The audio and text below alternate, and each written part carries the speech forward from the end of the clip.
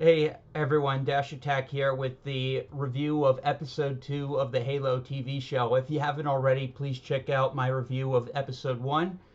Also, please like and subscribe. I really appreciate the support. I really want to keep making videos. I want to push for 1,000 subscribers, hopefully.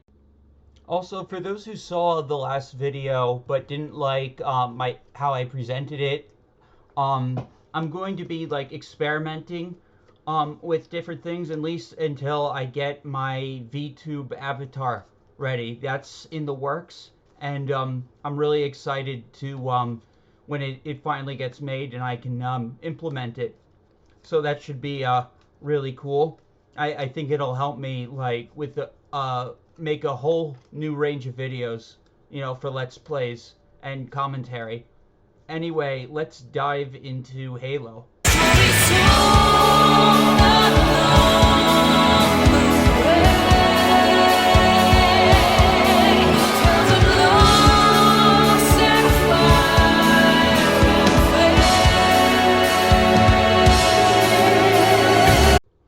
So this episode gave us a little bit more context of where the show is going. There was no action this episode, which might disappoint a lot of people.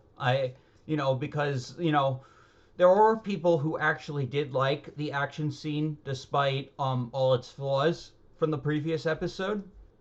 But yeah, this was definitely a talking episode, and for those who didn't like the talking in the first episode, that's going to be a problem. But I at least found the acting to be somewhat improved, especially from this crazy guy Chief meets on the asteroid. I like that part.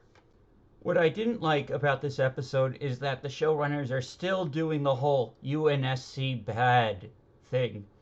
And the insurrectionists are portrayed like complete victims, even though, like, in the books, we know they engaged in terroristic activities. So, like, that is completely off. And I do still theorize that like it's because Hollywood is uncomfortable with the idea of the UNSC, but it's gotta have to get comfortable if it wants the show to succeed. Like, this plot point needs to be reeled back. This isn't the show. Halo isn't about the UNSC or how it governs. It's about humanity's survival. If they need to get that right, I don't care how many changes they make to the lore or to the plot. If they can't get that right, then the show's going to be a complete failure.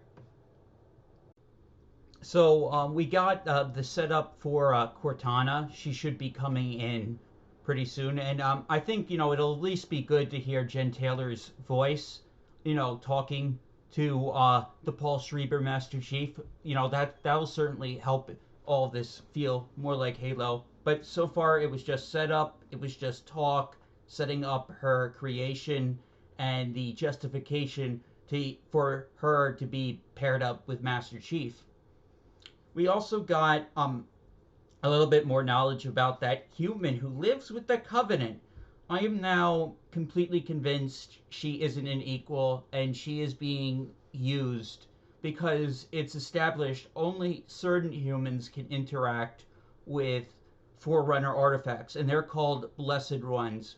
So far, Chief and this girl are the only known Blessed Ones, and the artifact Chief has apparently leads to the Halo rings, though they haven't called it Halo yet, but they did call it the ring. So we're getting set up for the ring, we're getting set up for actual Halo. Another YouTuber on a live review I was watching of the show when the first episode dropped out had a great theory that the Covenant girl is actually Silver Chief's sister. I believe that is highly possible, and probably where this is all going. That Chief has a sister, which we don't know if he had any siblings in the canon timeline, But if they're related, then I guess this could be a season wide conflict between the two. But this is all just speculation. But I do believe that's where this is going. That's the big twist of the Silver timeline. So, how do I feel about that? I need to see how it's executed. I was really like kind of against the Covenant Girl plotline to begin with, but since it's here, we gotta just see how it goes and if it flubs up the production. But I didn't really hate this episode. Like, yeah, it was like kind of boring. There wasn't any shooting, but it was mostly just world building and setting up more plot. I should probably also talk about Soren for a little bit. I don't know. I something he rubs me the wrong way. Like I can understand him and Chief are friends, but like they definitely have two different like philosophies going on. Like yes, you know, the Spartan program was brutal, and it was definitely pushing ethical boundaries in both universes. That is true, but you know, making the insurrectionists look good is not a good representation of the source material.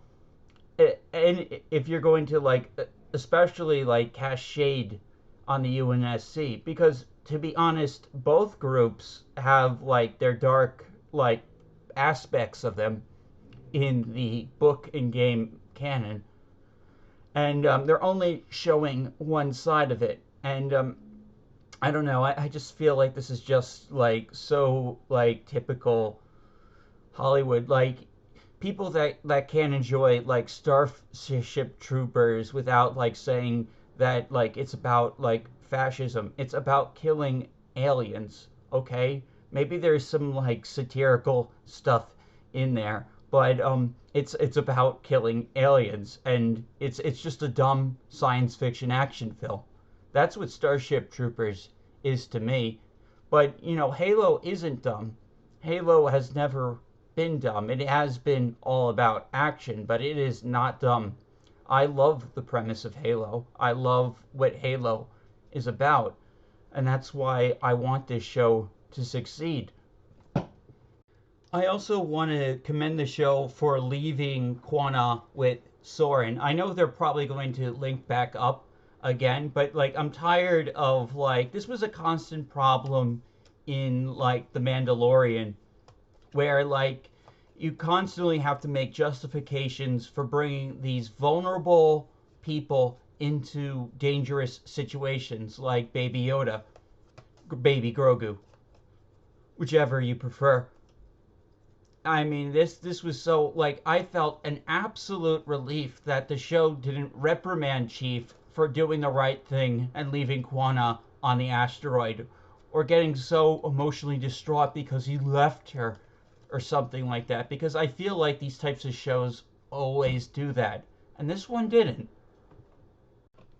I also do like that this episode really got set up Chief's resolve to protect humanity and stop the Covenant at all costs. And I think that's like really important, and how he like defended going back to the UNSC, and and why he needs to be out there protecting humanity from this like gigantic threat. Like that is a closer in the right direction. The show needs to push that a little further. Anyways, thank you all for watching my video. Please look out for the next one, and please subscribe and like the video. See you all next time.